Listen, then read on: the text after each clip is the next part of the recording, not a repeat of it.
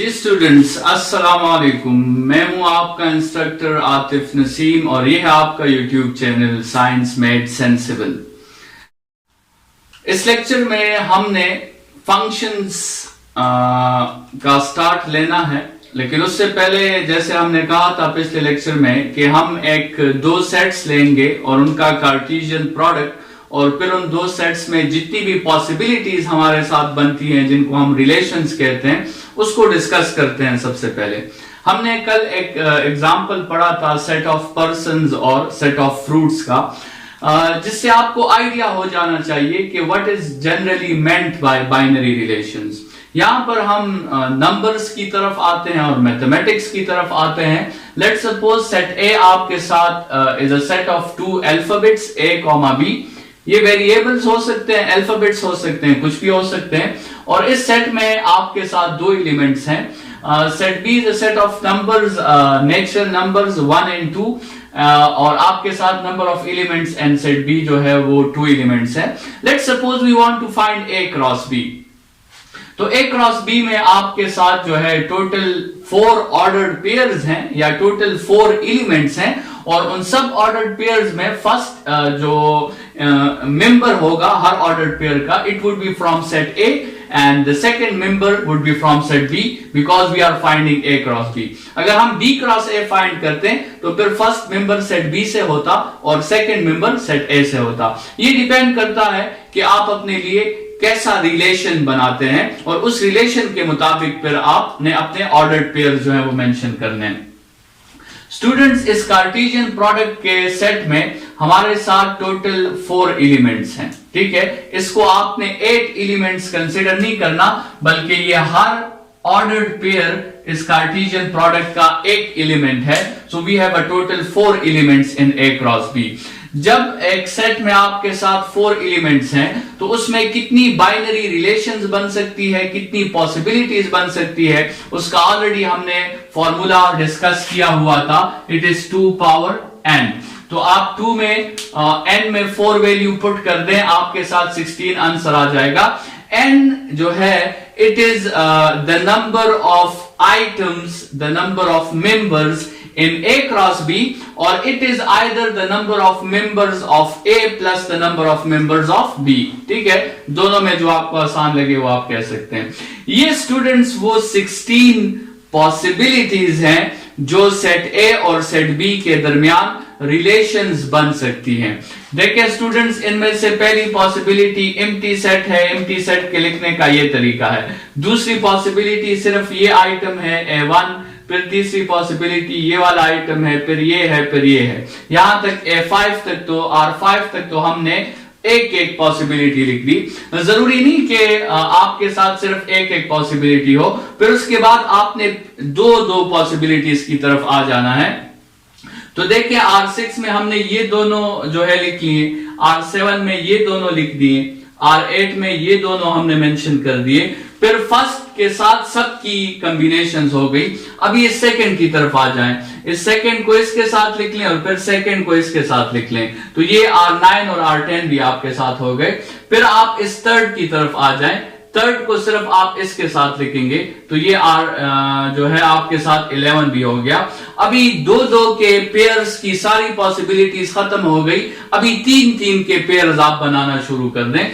देखें, आप सबसे पहले तो ये 3 जो है मेंशन कर दें, ये फर्स्ट 3, ठीक है। फिर आप फर्स्ट 2 और लास्ट को मेंशन कर दें, फिर आप फर्स्ट, सेकंड, लास्ट और लास्ट को मेंशन कर दें, और आखिर में लास्ट 3 को आप मेंशन कर दें। देखिए स्टूडेंट्स, इसमें एक पॉसिबिलिटी ये थी, हमने ये 3 मेंशन किए। एक पॉसिबिलिटी ये थी, हमने ये 3 मेंशन किए। एक पॉसिबिलिटी ये थी, और एक पॉसिबिलिटी फिर ये लास्ट 3 आपके साथ आइटम्स हो गए। और द लास्ट वन, फिर आप इस पूरे A क्रॉस B सेट को दोबारा लिख लें तो ये 16 पॉसिबिलिटीज आपके साथ आ जाती हैं। स्टूडेंट्स, ये पॉसिबिलिटी फाइंड करना आसान नहीं है। ये जो है अगर ये सेट 3 और 3 एलिमेंट्स के होते तो फिर आपके साथ और भी ज्यादा पॉसिबिलिटीज आती, और इसकी इतनी जरूरत भी नहीं है बहरहाल, ठीक है। हम जो चीज डिस्कस करने वाले हैं वो ये है कि इन रिलेशंस में कुछ रिलेशंस इस तरह होंगे जिसे हम फंक्शन कहेंगे और कुछ रिलेशंस इस तरह होंगे जिसे हम फंक्शन नहीं कहेंगे। तो अपने असली टॉपिक की तरफ आते हैं, functions in terms of binary relations, जो हमारा सेकंड टॉपिक था, उसकी तरफ आते हैं। स्टूडेंट्स, हम हर रिलेशन में चेक करेंगे और फिर डिसाइड करेंगे कि वो फंक्शन है या नहीं है। तो उसके लिए हमें हर रिलेशन में दो कंडीशंस चेक करनी होंगी और उन दो कंडीशंस के मुताबिक अगर वो सेटिस्फाई हो जाती हैं, then we will say that yes this relation is a function. और अगर इन दोनों में कोई एक या दोनों डिससेटिस्फाइड हो जाती है तो फिर हम कहेंगे कि ये रिलेशन एक फंक्शन नहीं है। वो कंडीशंस क्या क्या हैं? सबसे पहली कंडीशन तो ये है कि आप जिस रिलेशन को चेक करना चाहते हैं इन 16 रिलेशंस में, उन रिलेशंस में सेट ए कंप्लीटली यूज होना चाहिए। सेट ए को आप मतलब सेट ए, सिर्फ सेट ए हमेशा याद ना रखें, आप फर्स्ट सेट याद रखें। फर्स्ट सेट जो है वो कंप्लीटली यूज होना चाहिए। हो सकता है हम B क्रॉस A फाइंड करें तो फिर हमारा फर्स्ट सेट जो होगा वो B होगा, वो A नहीं होगा। तो मतलब सेट A का यहां पे मतलब क्या है? सेट A का मतलब है फर्स्ट सेट। फर्स्ट जो प्रोडक्ट में आपका पहला सेट है, वो सेट कंप्लीटली यूज्ड होना चाहिए उस रिलेशन में, और उस सेट A में या फर्स्ट सेट में रिपीटिशन नहीं होनी चाहिए। एक एलिमेंट का 2 दफा आना, ये बात उस रिलेशन में मौजूद ना हो तो तब हम उस रिलेशन को फंक्शन कहेंगे। स्टूडेंट्स, इस पे थोड़ी सी प्रैक्टिस करते हैं। सबसे पहले मैंने एक रिलेशन उठाया है R2 में आप देखें तो इस फर्स्ट एलिमेंट को देखें तो सिर्फ A यूज हुआ है। तो इस रिलेशन में जो सेट A का एलिमेंट यूज हुआ है, कंप्लीट एलिमेंट्स यूज नहीं हुए, क्योंकि सेट A में एक B एलिमेंट भी मौजूद है जो इस रिलेशन में यूज नहीं हुआ। तो इसका मतलब यह है कि इसने फर्स्ट कंडीशन डिससेटिस्फाई कर ली and this is not a function. Students, हमने R6 उठाया A,1 और A,2। इसमें भी हमने देखा तो एक तो सिर्फ A यूज हुआ है और वो सेट A के इक्वल नहीं है, क्योंकि सेट A में B एलिमेंट भी मौजूद है। तो इसने फर्स्ट कंडीशन भी डिससेटिस्फाई कर ली। और बाकी आप देखें स्टूडेंट्स, आपका डोमेन, आपका जो सेट A है, सेट A के एलिमेंट्स में आपके साथ रिपीटिशन भी आ गई। A जो है वो 2 दफा आया है, तो इसका मतलब यह है कि ये भी आपके साथ फंक्शन नहीं है और इसने दोनों कंडीशंस को डिससेटिस्फाई किया है। ठीक है, हमने स्टूडेंट्स R8 एक रिलेशन उठाया A,1 और B,2। इस रिलेशन में आप देखें तो जो आपकी रिलेशन का फर्स्ट एलिमेंट है, A भी यूज हुआ है और B भी यूज हुआ है। तो A और B दोनों यूज हुए हैं, तो ये आपके साथ सेट A के इक्वल है। और अच्छी बात यह है कि इसमें ना A दोबारा रिपीट हुआ ना B दोबारा रिपीट हुआ। तो स्टूडेंट्स, ये रिलेशन आपके साथ फंक्शन है। देखिए इन 16 रिलेशंस को, ये रिलेशन फंक्शन नहीं है क्योंकि इसमें जो फर्स्ट एलिमेंट तो इसमें यूज नहीं हुए, तो सेट A के इक्वल उसे क्या करें? इसमें सिर्फ A यूज हुआ है जो कि सेट A के इक्वल नहीं है। इसमें सिर्फ A यूज हुआ है जो कि सेट A के इक्वल नहीं है। इसमें सिर्फ B यूज हुआ है, इसमें भी सिर्फ B यूज हुआ है। इसमें सिर्फ A यूज हुआ है, इसमें A भी यूज हुआ है और B भी यूज हुआ है। So this is a function, और ना A रिपीट हुआ है ना B रिपीट हुआ है। इसी तरह ये भी फंक्शन है क्योंकि A और B दोनों यूज हुए हैं और ना A रिपीट हुआ ना B रिपीट हुआ। स्टूडेंट्स, ये भी एक फंक्शन है क्योंकि इसमें A और B दोनों यूज हुए हैं और ना A रिपीट हुआ है ना B रिपीट हुआ है। ये भी स्टूडेंट्स फंक्शन है, इसमें A और B दोनों यूज हुए हैं, ना A रिपीट हुआ है ना B रिपीट हुआ है। ये फंक्शन नहीं है क्योंकि इसमें सिर्फ B यूज हुआ है और साथ में B रिपीट भी हुआ है। स्टूडेंट्स, ये भी फंक्शन नहीं है क्योंकि इसमें A और B दोनों यूज हुए हैं लेकिन A रिपीट हुआ है। स्टूडेंट्स, ये भी फंक्शन नहीं है क्योंकि इसमें A और B दोनों यूज हुए हैं, फर्स्ट कंडीशन तो सेटिस्फाइड है लेकिन A जो है वो रिपीट हुआ है, इसलिए ये फंक्शन नहीं है। इसमें B रिपीट हुआ है, ये फंक्शन नहीं है। इसमें भी B रिपीट हुआ है, ये फंक्शन नहीं है। इसमें A भी रिपीट हुआ है और B भी रिपीट हुआ है, ये भी फंक्शन नहीं है।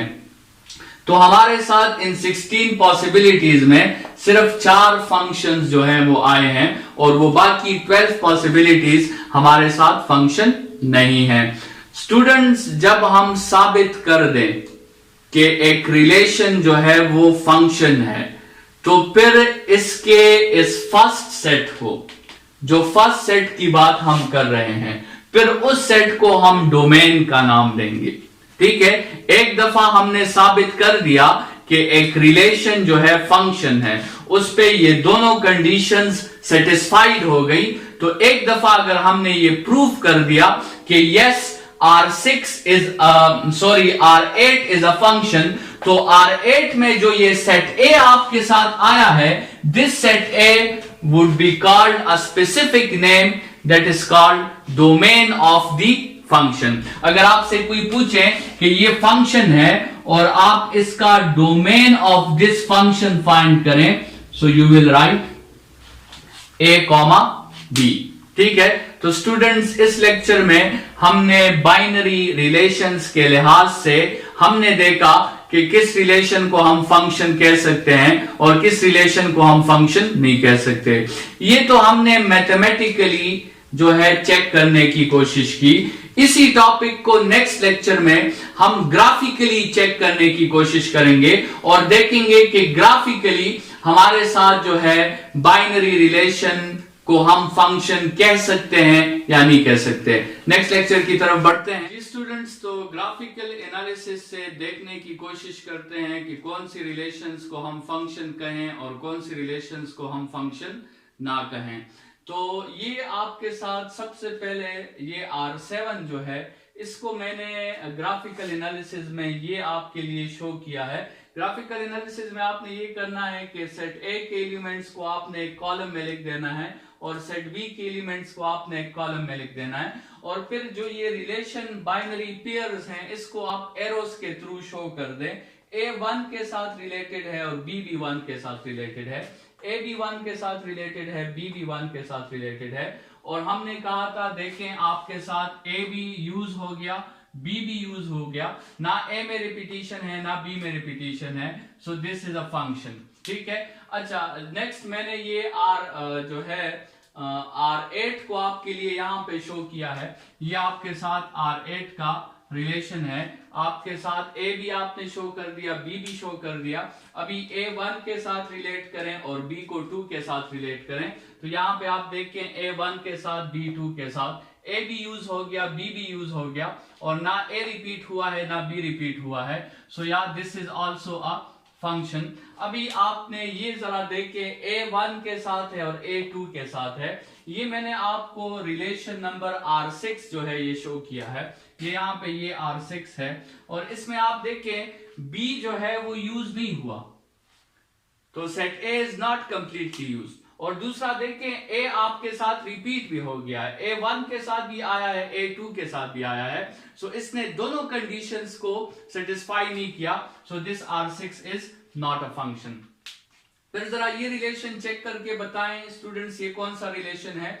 A जो है वो 2 के साथ है, B 1 के साथ भी है और B 2 के साथ भी है। ये रिलेशन आपके साथ जो है ये रिलेशन आपके साथ है R14, A1 के साथ, B1 के साथ और B2 के साथ भी। स्टूडेंट्स, ये रिलेशन भी फंक्शन नहीं है क्योंकि इसने फर्स्ट कंडीशन तो सेटिस्फाई कर लिया है, A और B जो है वो दोनों यूज हुए हैं, लेकिन स्टूडेंट्स इसमें B देखें, B रिपीट हो गया है।